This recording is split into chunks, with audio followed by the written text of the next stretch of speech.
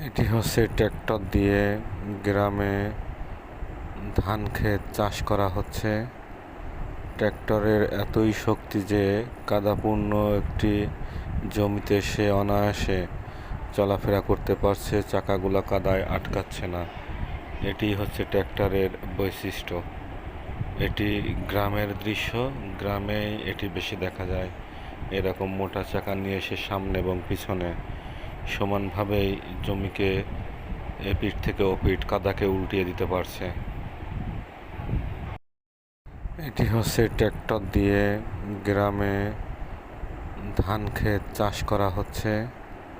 ট্র্যাক্টরের এতই শক্তি যে কাদাপূর্ণ একটি জমিতে সে অনায়াসে চলাফেরা করতে পারছে, চাকাগুলো কাদায় আটকাচ্ছে না। এটি হচ্ছে ট্র্যাক্টরের বৈশিষ্ট্য। এটি গ্রামের দৃশ্য।